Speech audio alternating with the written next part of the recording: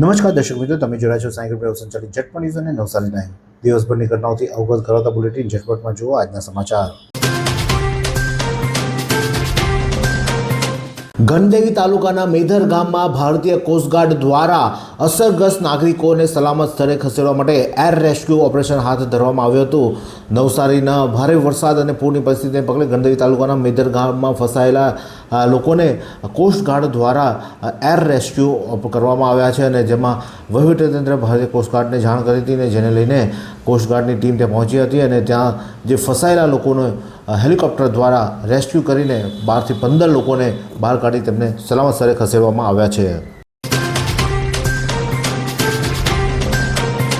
Bilimora fire દ્વારા સરાહનીય કામગીરી કરવામાં આવી રહી છે. બિલ્લીમોરાએ ગણદેવીના વાઘરી ચાલમાંથી 35 થી 40 વ્યક્તિઓનું રેસ્ક્યુ કરવામાં આવ્યું છે. ફાયરની ટીમ ત્યાં પહોંચી હતી અને તમામ લોકોનું રેસ્ક્યુ કરવામાં આવ્યું હતું. ત્યારે કલિયારી રોડ ઉપર આવેલા 4 વ્યક્તિ તથા 2 નાના છોકરાઓને પણ ફાયરની ટીમે રેસ્ક્યુ કરીને બહાર કાઢ્યા હતા. આમ બિલ્લીમોરાની ફાયરની ટીમ સવારથી રેસ્ક્યુની કામગીરીમાં જોતરાઈ છે અને તેઓ દ્વારા અનેક લોકોને રેસ્ક્યુ કરીને બહાર કાઢવામાં આવ્યા છે. નવસારીમાં પૂર્ણા નદીમાં પૂર આવ્યા બાદ હવે પૂરના પાણી ધીમે ધીમે ઉતરી રહ્યા છે. ત્યારે તંત્ર માટે હવે નવા પડકારો ઊભા થયા છે.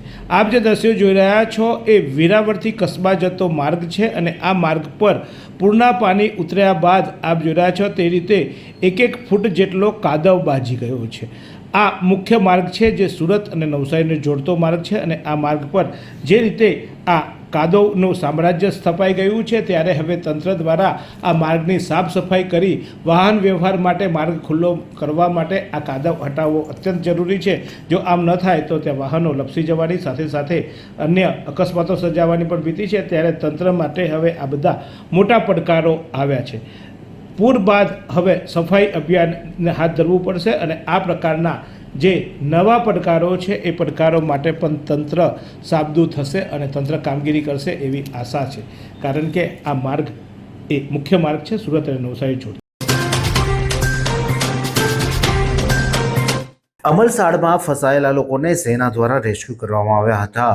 આજે અમલસાડમાં જે રીતે પૂરની પરિસ્થિતિ નિર્માણ થઈ હતી ને તેમાં લોકો જે ઘરની અંદર ફસાઈ ગયા હતા અને જેને ઇમરજન્સી હોય તેવા લોકોને આજે રેસ્ક્યુ કરવા માટે ખાસ વડોદરાથી સેના આવી છે અને સેના દ્વારા અમલસાડમાં જે લોકો ફસાયા હતા તેમને બોટ દ્વારા રેસ્ક્યુ કરી સુરક્ષિત રીતે બહાર કાઢવામાં આવ્યા છે.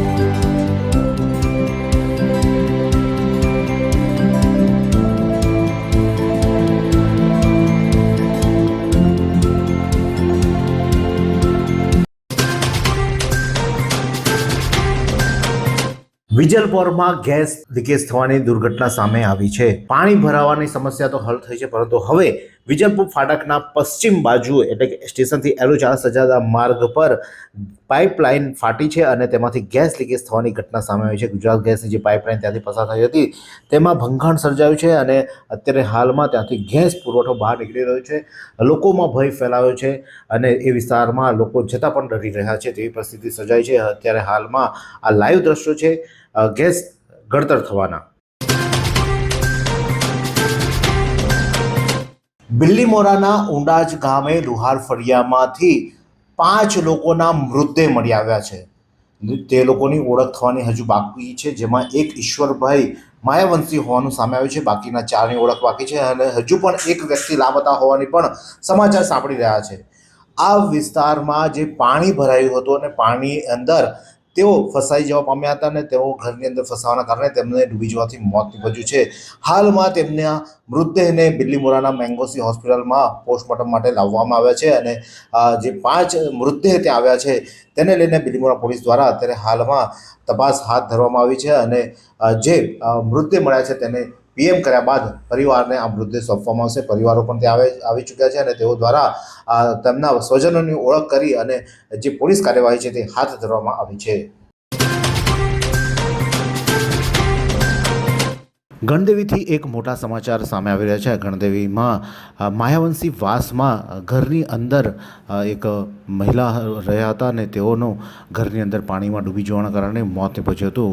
ગણદેવી ફાયરને જાણ કરવામાં હતી. ગણદેવી ફાયર ત્યાં પહોંચી હતી અને લલિતાબેન જીતુભાઈ રાઠોડ કે જેઓ તોરણ ગામના માયાવંશી વાસમાં ઘરમાં રહેતા હતા અને તેમને ડૂબી જવાના કારણે મોત નીપજ્યું હતું ત્યારે તેમનો મૃતદેહ આજે ફાયરની ટીમ દ્વારા બહાર કાઢી લાવવામાં આવ્યો હતો.